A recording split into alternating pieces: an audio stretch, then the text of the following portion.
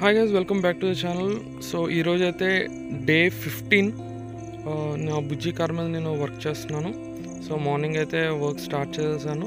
So ఇది చూసారు కదా, ఫ్యూ డేస్ బ్యాక్ నేను ఇది టెంప్లెట్ చేశాను, షీల్డ్ ఒక టెంప్లెట్ అది. సో ఇప్పుడు నేను ఒక కొత్త డ్రింక్ బాటిల్ అయితే తీసుకున్నాను, ట్రాన్స్పరెంట్ది. సో ఏంటంటే ఈ టెంప్లెట్ దాని మీద ప్లేస్ చేశాక నాకు యాజ్ ఇట్ ఈజ్ రిఫరెన్స్ దొరుకుతుంది అనమాట. నేను ఇప్పుడు మళ్ళీ వర్కౌట్ అంతా చేయనక్కర్లేదు, ఆ డిజైన్ గురించి ఆ షేప్ గురించి అస్సలు వరి అక్కర్లేదు. ఈ టెంప్లెట్ దాని మీద అలా ప్లేస్ చేసి కట్ చేసేస్తే సరిపోతుంది అనమాట. సో కటింగ్ అయితే స్టార్ట్ చేశాను. బాటిల్ ముందుగా ఆ టాప్ పోర్షన్ అయితే కట్ చేసుకుంటున్నాను, ఎందుకంటే అదే మనకి important, rest of the bottle అయితే అక్కర్లేదు. సో బాటిల్ మమ్మీ క్లీన్ చేశారు, అందుకే ఆ మాయిశ్చర్ అంతా ఉంది. సో అదంతా కూడా నేను క్లీన్ చేసుకున్నాను. సో చూస్తున్నారు కదా, ఇది టెంప్లెట్ అనమాట, యాజ్ ఇట్ ఈస్గా ఫిట్ అయింది. సో నేను క్లిప్స్ పెట్టుకున్నాను, సో జరగకుండా ఉండడానికి. ఇప్పుడు ఏం చేస్తానంటే, మళ్ళీ ఇదివరకు వీడియో చూస్తే మీకు అర్థమవుతుంది నేను టేప్ ఎందుకు వేస్తానంటే, టేప్ మనకి యాక్యురేట్ మార్కింగ్ వస్తుంది అనమాట. దాని మీద మనం స్కెచ్తోనో పర్మనెంట్ మార్కర్తోనో మార్క్ చేసుకున్నా కానీ అంత స్పెసిఫిక్గా మనకు రాదు, స్ట్రైట్ లైన్ అయితే రాదు కదా. అందుకని సో నేను టేప్ యూజ్ చేసుకుంటాను, ఆ టేప్ రిఫరెన్స్ బట్టి నేను కట్ చేసుకుంటాను అనమాట. సో 2 సైడ్స్ కూడా నేను టేప్ స్టిక్ చేశాను. ఇది మాస్కింగ్ టేప్, ఇది ఏ హార్డ్వేర్ స్టోర్లోనైనా దొరుకుతుంది. ఇది క్రాఫ్ట్కే సప్లై మెటీరియల్ అయితే కాదు, మాస్కింగ్ టేప్ అంటారు దీన్ని. సో చూస్తున్నారు కదా, నా బాటిల్ అయితే మాట వినట్లేదు, ఇటు అటు ఇదైపోతుంది. సో ఇప్పుడు చూడండి, మీకు అర్థమవుతుంది, నాకు స్ట్రైట్ లైన్ దొరికింది, నీట్గా కట్ చేసుకోవడానికి పాయింట్స్ దొరికాయి. సో కటింగ్ అనేది చాలా ఈజీగా ఉంటుంది అనమాట. ఏంటంటే నేను అంటే ప్రాసెస్ని ఈజీ చేసుకుంటాను, ఫస్ట్ డిఫికల్ట్గా చేసి టెంప్లెట్ అయితే ప్రిపేర్ చేసుకున్నాను, సో దట్ ఆఫ్టర్ ప్రాసెస్ అనేది ఈజీ అవుతుంది.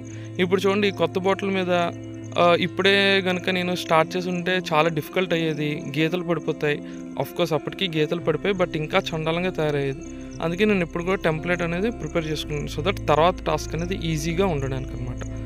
సో నీట్గా కటింగ్ అయిపోయింది, చూస్తున్నారు కదా, ఎటువంటి షార్ప్ ఎడ్జెస్ లేవు, చాలా నీట్గా కట్ అయింది. ఇప్పుడు దాన్ని యాజ్ ఇట్ ఈస్గా నేను ప్లేస్ చేస్తున్నాను. సో నా మెజర్మెంట్స్కి అయితే నీట్గా సరిపోయింది అనమాట. సో ఎటువంటి టెన్షన్ లేకుండా జాబ్ ఫినిష్ అయిపోయింది. సో విండ్షీల్డ్ అయితే ఈ రకంగా ఉంది, ఇంకా కొంచెం ట్రిమ్మింగ్ పార్ట్స్ అయితే ఉన్నాయి ఫ్రంట్ సైడ్లో. సో ఫ్రంట్ ఏంటంటే మళ్ళీ నేను మార్క్ చేసుకోవాలి, కరెక్ట్గా ఆ పాయింట్ టు పాయింట్ కటింగ్ చేయాలి. అది ఆ టేప్ని అతికించడానికి నాకు చాలా టైం పట్టింది, ఎందుకంటే ప్రిసైజ్గా ఉండాలి, మళ్ళీ అక్కడ ఫాల్టీగా ఉండకూడదని చెప్పేసి నేను చాలా టైం తీసుకొని టేప్ని అయితే చాలా జాగ్రత్తగా ప్లేస్ చేశాను. ప్లేస్ చేసిన తర్వాత కటింగ్ అయింది. సో చూస్తున్నారు కదా, ఈ కటింగ్ పీస్ ఏంటంటే ఇప్పుడు ఫ్రంట్న ఈ రకంగా బెండ్ అవుతుంది అనమాట, బెండ్ అయ్యి స్టిక్ అవుతుంది.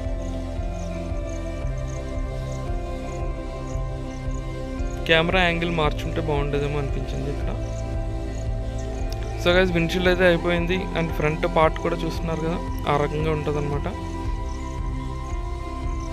సో ఇంకా ఈ లోపల చూసారా, నేను అది ఎందుకు పెట్టానంటే, లోపల హైట్ ఎలా మెజర్ చేయలేం కదా, స్కేల్ పెట్టలేం కదా, అదంతా ఎన్క్లోజ్డ్ ఏరియా. సో ఏంటంటే ఒక పీస్ నార్మల్గా ఒక చిన్న ఎడ్జ్ ఒక హైట్ పెట్టుకొని ఆ పీస్ పెట్టి మెజర్ చేసుకున్నాను, హైట్ సరిపోయిందో లేదని. దాన్ని బట్టి ఇప్పుడు సీట్స్ అనేవి డిజైన్ చేస్తున్నాను అనమాట. సో సీట్ డిజైనింగ్ అయితే అయిపోయింది. ఇదేంటంటే ఐవరీ షీట్ మీద కట్ చేసుకున్నాను, అట్ ది సేమ్ టైం నేను ఫోమ్ బోర్డ్ కూడా కట్ చేసుకున్నాను. ఫోమ్ బోర్డ్ ఎందుకు యూజ్ చేస్తున్నానంటే, డీటెయిలింగ్ వర్క్ కోసం ఫోమ్ బోర్డ్ చాలా బాగుంటుంది. ఇక్కడ మీకు చూపిస్తాను చూడండి. సో ఇది సీట్, దాని మీద మార్కింగ్స్ అన్నీ పెట్టాను. ఇదేమో అది హెడ్ ఉంటుంది కదా, సీట్ మీద హెడ్, ఇదేమో ఐవరీ షీట్, నా లెఫ్ట్ హ్యాండ్ సైడ్ ఉన్నది ఫోమ్ షీట్ అనమాట.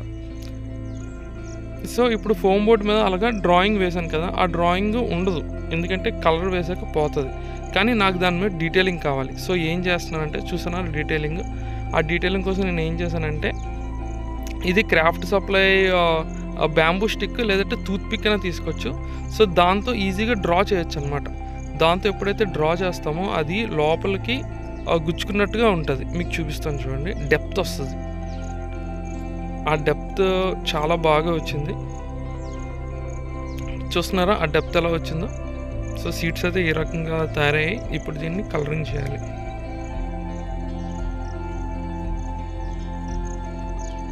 సో పెయింట్ కూడా అయిపోతుంది. పెయింట్ అయిపోయాక ఇంకా లోపల అంతా చిన్న చిన్న కాంపోనెంట్స్ ఏంటంటే చిన్న కాంపోనెంట్స్ ఇటు అటు దొరికేవే వాటికి కలర్స్ వేసి అతికించేసాను అనమాట. స్పెసిఫిక్గా ఇదే పెట్టాలి అదే పెట్టాలని కాదు, ఏదో ఒకటి. ఎందుకంటే అదంతా డీటెయిలింగ్ వర్క్లోకి వెళ్తుంది. దానివల్ల యూజెస్ ఏంటి అని కూడా మనం స్పెసిఫిక్గా ఏమీ చెప్పనక్కర్లేదు. సో జనరల్గా ఇలాంటి డీటెయిలింగ్ వర్క్ ఏంటంటే వైర్స్ కానీ ఏదో ఒకటి ప్లేస్ చేయడం వల్ల అదొక కాంపోనెంట్ వల్ల అదొక ఎక్విప్మెంట్ లాగా కనబడుతుంది. స్పెసిఫిక్గా మనం ఏం మెన్షన్ చేయనక్కర్లేదు ఇది పలానా ఎక్విప్మెంట్ పలానా ఆ ఎక్విప్మెంట్ అని. సో ఏదో ఒకటి, సో ర్యాండమ్గా దొరికిన పీసెస్కే నేను కలరింగ్ వేసేసి స్టిక్ చేసేస్తూ ఉన్నాను అనమాట. సో ఆ లుక్ అయితే మాత్రం చాలా బాగా వచ్చింది. సో చూస్తున్నారు కదా, అవన్నీ ఏంటో కూడా తెలియదు. అవన్నీ ఏవో పీసెస్, ప్లాస్టిక్ పీసెస్ ఇటు అటు ఇంట్లో పడున్నాయి. వాటిని తీసే నేను పెయింట్స్ వేసేసి అలా అతికించేస్తూ ఉన్నాను అనమాట.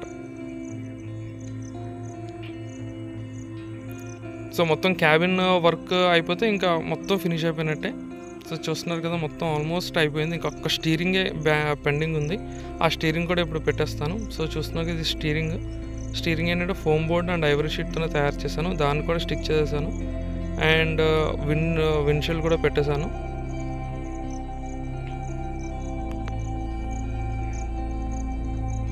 విండ్షీల్డ్ పెట్టాక ఇంక కంప్లీట్ లుక్ మారిపోయింది బుజ్జి గారిది. సో ఇదేంటంటే విండ్షీల్డ్ మీద మళ్ళీ డీటెయిలింగ్ వర్క్ అనమాట. అది రబ్బర్ పీస్ ఏదో కాదు, అది ఐవరీ షీటే గైస్. 2 mm థిక్నెస్తో నీట్గా కట్ చేసుకున్నాను, అది ప్లేస్ చేసేసాను. సో అవుట్లుక్ అయితే ఈ రకంగా వచ్చింది. బుజ్జి బైక్ అయితే కంప్లీట్ అయిపోయింది. 15 days పట్టింది. 15 days అంటే కంప్లీట్ 15 days నేను ఎవ్రీడే 9 to 5 అయితే చేయలేదు.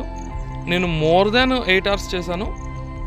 ఆల్మోస్ట్ ఒక 10-12 hours అయితే ఎవ్రీడే వర్క్ చేశాను. బట్ అటే స్ట్రెచ్ చేయలేదు, మధ్య మధ్యన గ్యాప్స్ తీసుకొని చేశాను. సో మొత్తానికి బుజ్జి కార్ మేకింగ్ అయితే నాకు 15 days పట్టింది. అండ్ గైస్ చాలామంది టెంప్లెట్స్ అడుగుతున్నారు. టెంప్లెట్ డ్రా చేయడానికి నాకు టైం పడుతుంది. సో వితిన్ 3-4 daysలో నేను టెంప్లెట్ ప్రొవైడ్ చేయడానికి ట్రై చేస్తాను. ఎందుకంటే నాకే ఎక్కడ టెంప్లెట్ దొరకలేదు, ఏ డ్రాయింగ్ దొరకలేదు. అంతా ఇమాజినరీ మెజర్మెంట్స్ తీసుకునే చేశాను. సో ఆల్మోస్ట్ 90% అయితే నేను మ్యాచ్ చేయగలిగాను. సో దీనికైతే టెంప్లెట్ ప్రొవైడ్ చేస్తాను గైస్. టెంప్లెట్ రిలీజ్ చేయడానికి కొంచెం టైం పడుతుంది, ఓపిక్గా ఉండండి. ఎందుకంటే నాకు వీడియో కింద కామెంట్ చేస్తున్నారు, రీల్స్లో కామెంట్ చేస్తున్నారు, అండ్ నా మెయిన్ ఛానల్ క్రాఫ్ట్ స్టూడియోలో కూడా కామెంట్ చేస్తున్నారు. టెంప్లెట్ అయితే ప్రొవైడ్ చేస్తాను, కొంచెం టైం పడుతుంది.